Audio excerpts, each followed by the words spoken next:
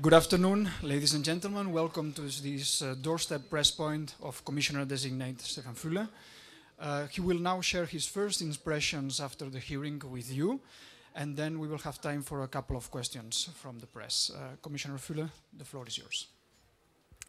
Thank you very much. It was quite an experience for me for 3 hours to engage parliamentarians in two very important policies, neighborhood and enlargement. It gave me possibility not only to explain why I feel so passionately about enlargement. It gave me possibility to explain that I'll be, not only to explain that I'll be paying a balanced attention to our partners in our neighborhood in the east and in the south, but it also helped me to engage in a policy debate. And I think that's exactly what's important. Now, the Lisbon Treaty has been has entered into force. So it's very important that instead of process, we now focus on substance and our policies. And I'm very glad today to present some of my views on both enlargement and neighborhood policies. Thank you. Thank you. We'll now take a couple of questions from you. You had the benefit of a very exhaustive question and answer session, but still you may have some questions. The first question goes for the Serbian television. Okay, I hope you can hear me. Dusan Gajic, Serbian TV. You spoke about Serbia a little bit in your presentation, and you expressed hope that the ratification would start in about 6 months. Can you say, do you think is it realistic that Serbia could get a candidate status by the end of this year, in 2010? While I do my best that we move on with enlargement, it is up to individual countries to deliver. It's the decision I expect in 5 months is going to be based, of course, on the record of Serbia. I hope very much that we'll be in the position to start with the ratification of the Stabilization Association Agreement. I think it's a very important agreement which is getting Serbia closer to the European Union. But you will not hear from me any time framework. But I generally like to see the time framework as short as possible by fulfilling at the same time all necessary criteria and conditions established. Second question goes to Fyrom. The lady over there, please. Tanja Milevska, Macedonian media. We heard that you are aware of the problem between Macedonia and Greece. We know that the Commission has proposed recommendation, that there are direct contacts between both countries. But can you more concretely say what will you do? What will be your input as a Commissioner, Enlargement Commissioner in this issue? What will you realistically do? And can Macedonia start the negotiations this year? I hope that Macedonia starts the discussion as soon as possible. You know, the Commission position is clear. The road is free for Macedonia to work on and to start the accession discussion.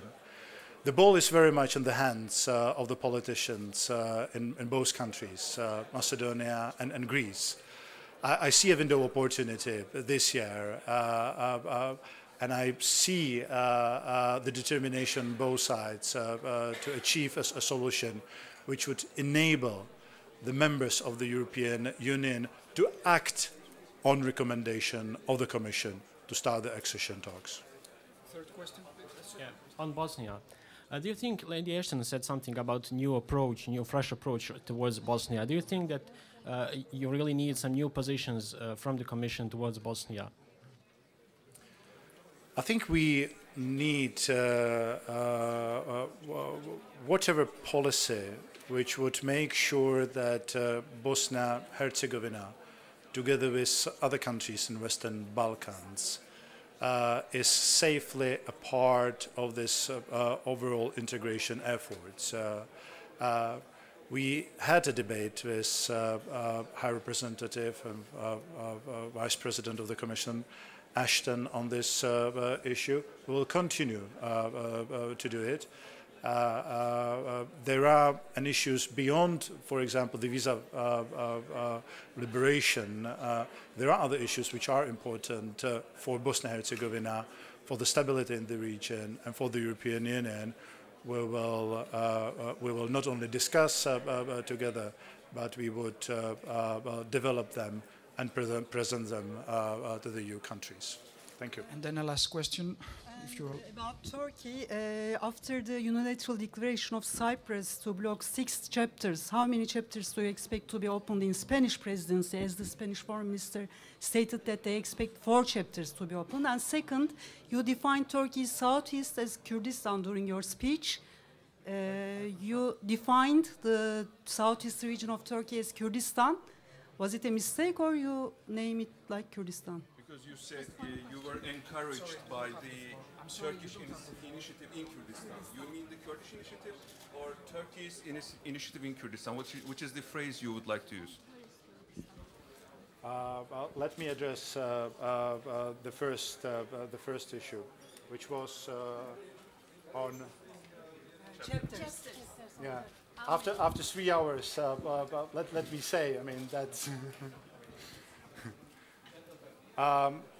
it's a matter of fact that there is a number of the chapters blocked. You know that not only by member state, but also by European Commission as a direct consequence of non-implementation of so-called Ankara Protocol. You're absolutely right, indicating that it does not leave us with many possibilities of new chapters to be opened. I think the Spanish presidency could count on the Commission in helping the presidency and member states to open as much chapters as possible.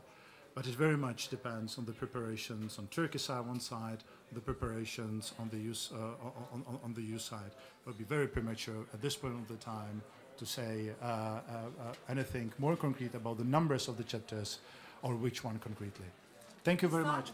Thank you very much. Thank you very much for your attendance. Thank you, Commissioner Designate.